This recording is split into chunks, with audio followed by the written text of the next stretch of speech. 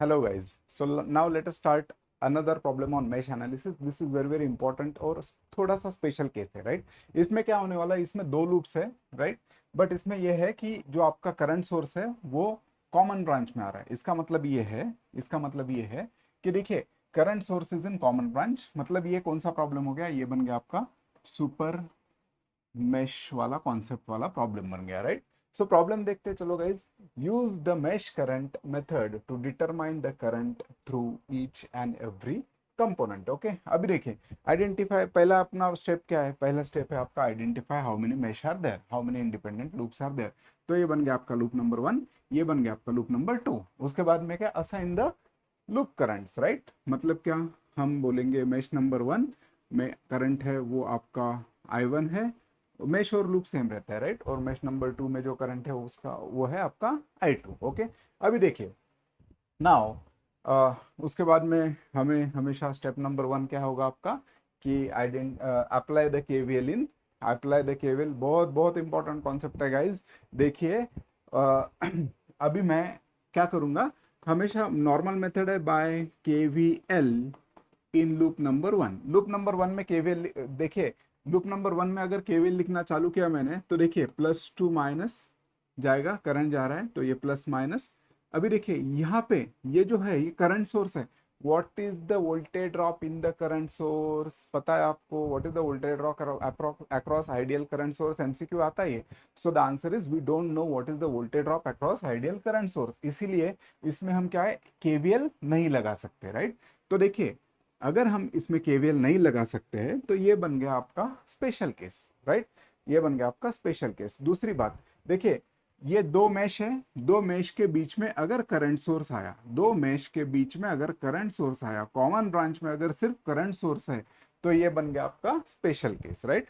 तो उसमें क्या करना है, तो दो ही चीजें करना है। एक क्या करना है, एक है कि देखिए what is the current in this branch, what is the current in this branch. तो देखिए I1 ऐसा जा रहा है आपका, राइट? और I2 देखिए नीचे से ऊपर जा रहा है, राइट? ए और बी बोलता हूं, तो I2 is flowing from B to A, right? I2 is flowing from B to A. तो देखिए 0.3 एम्पियर ए टू बी जा रहा है, मतलब किसके डायरेक्शन में? I1 के डायरेक्शन में। तो मैं ऐसा बोल सकता हूँ I1 minus I2 is equal to 0.3। ये आपका इक्वेशन नंबर 1 बन गया। सबसे हमेशा कॉमन, ये आप हमेशा याद रखिए कि अगर कॉमन ब्रांच में करंट सोर्स है तो हमेशा हमें रेडीमेड एक इक्वेशन मिल जाता है, राइट? दो केवीएल लगाने की जरूरत नहीं पड़ेगी। यहाँ पर हमें इक्वेशन क्या मिलेगा आपका, I1 minus I2 is equal to 0.3, right? 0.3 क्यों लिया, समझ में आ रहा है ना आपको, राइट? 0.3 इसलिए लिया कि देखिए I1 माइनस I2 इसलिए लिया कि I1 0.3 के डायरेक्शन में है, right? So I1 minus I2 will be 0.3। Okay, अभी देखिए, ये आपका इक्वेशन नंबर 1, ये हमेशा you know this is from your common branch, right? कौन सा आपका कॉमन ब्रांच? ए बी बोल देता हूं, राइट? ये हमेशा ऐसे केस में ऐसा इक्वेशन बनेगा। दूसरा इक्वेशन कौन सा बनेगा? So this is very important, right? अभी देखिए, 10 ओम्स में रजिस्टर में करंट कौन सा जा रहा है? I1। इसमें ड्रॉप कौन सा कैसा होगा? Plus minus, right? उसके बाद में I2 आ रहा है, 30 ओम्स में जा रहा है, तो 30 ओम्स में भी प्लस माइनस ऐसा वोल्टेज ड्रॉप होगा। अभी this is very important concept. तो अभी अभी आपको ये कॉन्सेप्ट सीखना है जिसको हम बोलेंगे सुपर मेश। क्या बोलेंगे? Super mesh. सुपर मेश मतलब क्या? तो हमें अभी देखिए, now I will have to apply के Kirchhoff's voltage law in super mesh. Super mesh, okay, super mesh. Super mesh मतलब क्या?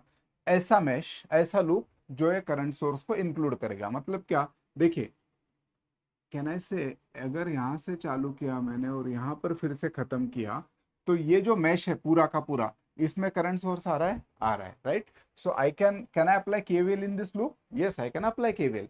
लेकिन देखिए 10 ओम्स में जो करंट जा रहा है वो कंसिडर करना है, 30 ओम्स में जो करंट जा रहा है वो कंसिडर करना है। 10 ओम्स में कौन जा रहा है? I1। 30 ओम्स में कौन जा रहा है? I2। वो कंसिडर कीजिए। So let us start from this point and I will travel. Okay, तो देखिए plus to minus minus, plus to minus minus कितना? 10, what is the current flowing I1।